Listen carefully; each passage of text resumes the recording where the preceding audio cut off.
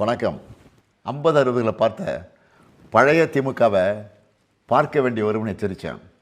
அப்படின்னா என்ன என்று கேட்ட சில அரைவேக்காடுகளுக்கு இதாண்டா திமுக பாருங்க என்று நேற்று ஸ்ட்ராங்காக காட்டியிருக்கிறோம். ஆச்சி மசாலா எந்த சமையலும் ருசி தேடும் ரகசியம் 20 ரூபாய். தளபதி விஜயோடைய தாவேக கட்சி இன்னும் பெரும்பான்மை நிரூபிக்காத சமயத்தில் திமுக தலைவரான ஸ்டாலின் அவர்கள் விஜய் அவர்கள் ஆட்சி அமைக்கிறதுக்கு ஆதரவு தெரிவிச்சிருக்கிறாரு.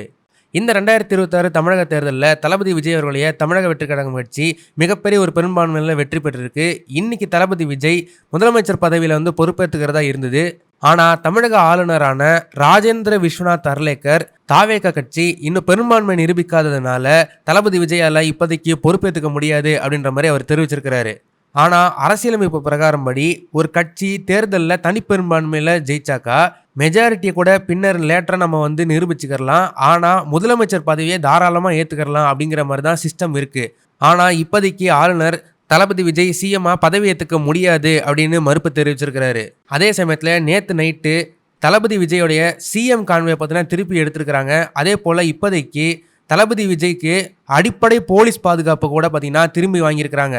இந்த சமயத்தில் தான் திராவிட முன்னேற்ற கழகத்தோட தலைவரான மு.க. ஸ்டாலின் விஜய் அவர்களுக்கு ஆதரவு தெரிவிச்சிருக்கிறாரு. இது குறித்து மு.க. ஸ்டாலின் என்ன சொல்லியிருக்காருன்னா, மக்களுடைய இந்த தீர்ப்பை நாங்கள் மனதார ஏற்றுக்கிறோம். முதல்ல விஜய் அவர்கள் ஆட்சியில் உட்காரட்டும். முதல்ல ஒரு 6 மாதங்களுக்கு நாங்கள் எந்த ஒரு இடையூறோ எதிர்ப்போ நாங்கள் தெரிவிக்க மாட்டோம் அப்படின்னு தாவேக கட்சிக்கு தங்களுடைய ஆதரவை தெரிவிச்சிருக்கிறாங்க. தளபதி விஜயுடைய இந்த பதவி பிரமாண விஷயம் மேலும் தள்ளி போகிற மாதிரி இருந்ததுன்னா முதல்ல தாவேகாவுக்கு ஆதரவா இறங்கி போராட போறது திமுக தான் அப்படின்ற மாதிரியே திமுகவோட தொண்டர்கள் தெரிவிச்சுட்டு வராங்க. இந்த நெருக்கடியான சூழ்நிலையில தளபதி விஜய்க்கு ஆதரவு தெரிவிக்கிற விதமா வெங்கட் பிரபு அவர்கள் ஒரு ட்வீட் போட்டிருக்கிறாரு. அதில் அவர் என்ன சொல்லியிருக்காருன்னா, நல்லவங்களை ஆண்டவன் சோதிப்பான் ஆனால் கைவிட மாட்டான், நல்லதே நடக்கும், கான்ஃபிடென்ட்டாக இருப்போம்னு பாஷா படத்தை டைலாக்கை ரெஃபரன்ஸாக வச்சு தளபதி விஜய்க்கு தன்னுடைய ஆதரவை தெரிவிச்சிருக்கிறாரு. மேலும் இன்னொரு விஷயம் சொல்லப்படுறது என்னன்னா, தமிழக ஆளுநர் இந்த மாதிரி பதவி பிரமாணத்தை இழுத்தடிக்கிறதுக்கு காரணம் பாஜகவோட மறைமுக சதிதானோ, தாவேகா ஜெயிச்சதுலேருந்தே பாஜக தாவேகாவை தன் வசம் வச்சுக்கணும்னு தொடர்ந்து முயற்சி பண்ணிட்டு இருக்கிறதா அரசியல் வட்டாரங்களில் பேசிக்கிறாங்க. தற்போது இருக்கிற சூழல்ல தாவேகா பெரும்பான்மை நிரூபிக்கணும்னா இன்னும் கிட்டத்தட்ட 6 சீட் அவங்களுக்கு வேணும். அந்த 6 சீட்ல விசிகா, கம்யூனிஸ்ட் கட்சி, பாமக ஆகிய கட்சிகள்ல யாராச்சும் தாவேகா கூட கூட்டணி வைப்பாங்களா அப்படின்னு மக்கள் எதிர்பார்த்துக்கிட்டு இருக்கிறாங்க.